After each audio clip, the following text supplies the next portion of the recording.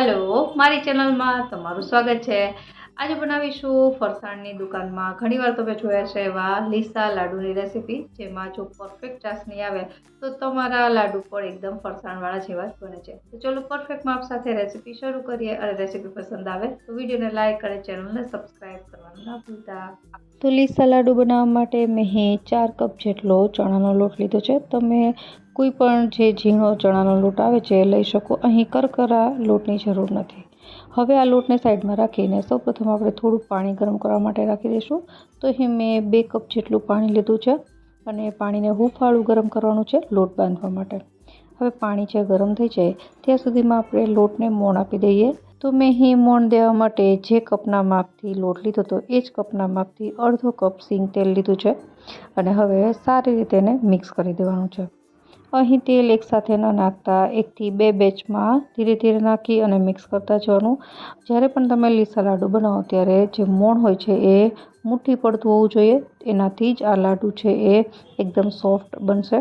કારણ કે આ જે લીસા લાડુમાં ઘી છે એનો ઉપયોગ સૌથી છેલ્લે કરવામાં આવતો હોય છે અને આ લોટ છે એને શેકવાનો નથી હોતો ઘીમાં, એટલા માટે તેલનું મોણ છે સારું એવું દેવું। તો તમે જોઈ શકો છો કે મોણ દેવાઈ ગયું છે અને આપણું પાણી પણ હૂંફાળું ગરમ થઈ ગયું છે। તો હવે થોડું થોડું પાણી એડ કરતા જવાનું અને લોટ બાંધતા જવાનો।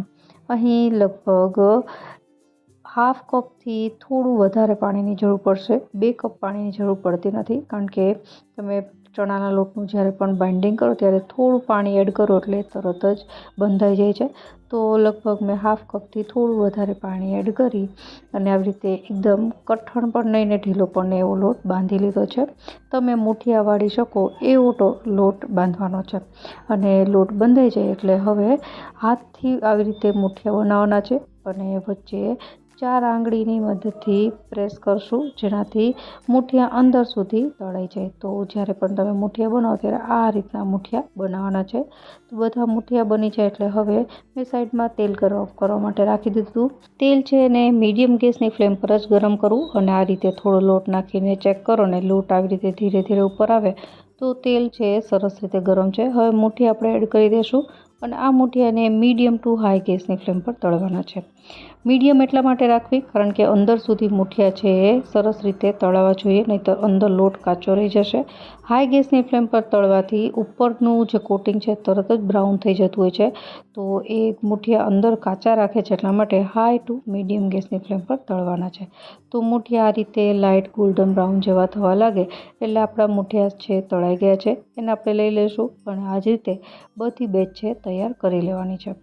હવે જ્યારે પણ તમે એક બેચ તળી લ્યો એટલે એને તવીથાની મદદથી આવી રીતે ભાંગી લેવાનું, જેનાથી અંદરની જે હીટ છે એ નીકળી જાય। કારણ કે આ મુઠિયાને આપણે મિક્સર જારમાં ક્રશ કરવાના છે, તો ગરમ ગરમ મુઠિયા છે એને તમે ક્રશ નહીં કરી શકો। તો આ રીતે એક બેચ તળાય છે એના મુઠિયાને હું ભાંગી લઈશ અને બીજી બેચ છે એને મેં તળવા માટે રાખી દીધી છે। તો આ રીતે કરશો એટલે એક બેચ જે તળાઈ ગઈ છે ઓલરેડી એ ઠંડી થઈ જશે અને બીજી બેચ છે એને આવી રીતે તવીથાની મદદથી પાછી ભાંગી લેવાની છે। તો અહીં લાડવા બનાવતી વખતે આ મુઠિયા એકદમ ઠંડા થઈ જાય ત્યારબાદ જ મિક્સર જારમાં નાખવું, એ ખાસ યાદ રાખવું। જો તમે ગરમ અથવા તો થોડા પણ ગરમ હશે નાખશો તો મિક્સર જારમાં ગ્રાઇન્ડ થવાના લીધે એમાં મોઇશ્ચર છે આવી જશે અને એમાંથી જે લાડવા બને છે લાંબા સમય સુધી સારા રહેતા નથી। તો આ રીતે હું થોડા મુઠિયા એડ કરતી જઈશ અને આવી રીતે ફાઇન પાવડર બનાવવાનો છે। હવે જે તમે ફાઇન પાવડર બનાવો છો એને ચાળવાનો છે। તો અહીં એક મોટું વાસણ લેશું અને એના ઉપર આ રીતે ચાળણો રાખવાનો છે। મેં અહીં ઘઉં ચાળવાનો ચાળણો લીધો છે, જેમાં સૌથી નાની જાળી આવે એ ફિટ કરવાની અને ત્યારબાદ આવી રીતે લોટને ચાળી લેવાનો, જેનાથી ક્યાંય પણ મોટા જે ટુકડા છે એ ગ્રાઇન્ડ નહીં થયા હોય એ નીકળી જશે। તો આ રીતનો એકદમ ફાઇન પાવડર છે એ આપણે લીસા લાડુ માટે જોશે। તમે ઘણી વખત જોયું છે કે લીસા લાડુ એટલા માટે જ લીસા કહેવામાં આવે છે કે એનો જે ટેક્સચર હોય છે લાડુનું એ એકદમ લીસું હોય છે અને એ આ રીતે લોટ ચાળીને જ આવે છે। હવે આવી રીતે બધો જ લોટ છે તૈયાર થઈ જાય એટલે એને સાઈડમાં રાખી દઈશું અને લીસા લાડુ માટે ચાસણી બનાવી લઈએ। તો ચાસણી માટે માપ જોઈ લઈએ તો જે કપના માપથી મેં ચણાનો લોટ લીધો હતો એ જ કપના માપથી 1.5 થી 2 કપ જેટલી ખાંડ લઈશ। હવે અત્યારે પાણી છે એ 1 કપ જેટલું અત્યારે ઉમેરવાનું છે, જે ખાલી ખાંડ ડૂબે એટલું જ હોવું જોઈએ। હવે અહીં આપણે ખાંડને પહેલાં તો ઓગાળી લેશું. તો ગેસ પર રાખી અને ખાંડ છે ઓગાળવાની છે. અને તમે લીસા લાડુ જોયા છે, ઘણી જગ્યાએ યલો કલરના હોય છે અને ઘણી જગ્યાએ ઓરેન્જ કલરના હોય છે. હું આજે થોડો ઓરેન્જ ફૂડ કલર છે ઉમેરવાની છું. તો અહીં ખાંડ ઓગાળવા માટે રાખી દેશો અને અહીં ½ ટીસ્પૂન જેટલો ઓરેન્જ ફૂડ કલરમાં થોડું પાણી ઉમેરી અને આ રીતે ડાયલ્યુટ કરી લેવાનો છે. અને હવે આને આપણે જે ચાસણીનું મિક્સર છે એમાં એડ કરી દઈશું. આ ટોટલી ઓપ્શનલ છે, ન ગમતું હોય તો તમે ન નાખો તો પણ ચાલે. અને હવે સારી રીતે મિક્સ કરી લેશું. જો તમને આમાં એલચી પાવડર ગમતો હોય તો તમે એલચી પાવડર આમાં નાખી શકો. મેં અત્યારે એલચી પાવડર નાખ્યો નથી. હવે આ ચાસણી કેવી લેવાની છે તો કે ચાસણી એક તાર કરતાં થોડી ઓછી, એટલે કે એક તાર પૂરો નથી બનાવવાનો. જેવો એક તાર બનવા લાગે એટલે કે આપણી ચાસણી તૈયાર છે. વધારે કડક ચાસણી ન તૈયાર કરવી, નહીંતર લાડવા એકદમ કડક થઈ જાય છે, જે ખાવામાં બિલકુલ સારા નથી લાગતા. તમે બહારના લાડવા જુઓ તો તમે જોઈ શકો છો એકદમ સરસ સોફ્ટ હોય છે. અને થોડી ચાસણી તમે જો પાણીમાં એડ કરીને જુઓ ને જો ફેલાય નહીં તો આપણી ચાસણી તૈયાર છે. હવે આ ચાસણીને ચણાના લોટના મિશ્રણમાં એડ કરી દઈશું અને હવે સારી રીતે મિક્સ કરી લેવાનું છે. તો એકદમ સહેલી રીત છે, વધારે ટફ નથી લાડવા બનાવવા. પણ હા, ઘણી વખત જો ચાસણી કડક થઈ જાય તો લાડવા બગડી જતા હોય છે.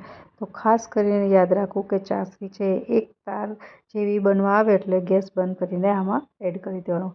હવે મિક્સ કર્યા બાદ થોડું ઘી એડ કરીશું. મેં તમને પહેલાં જ કીધું હતું કે આમાં ઘી છે બહુ ઓછું હોય છે. મેં અહીં એક નાના ચમચા જેટલું ઘી એડ કર્યું છે.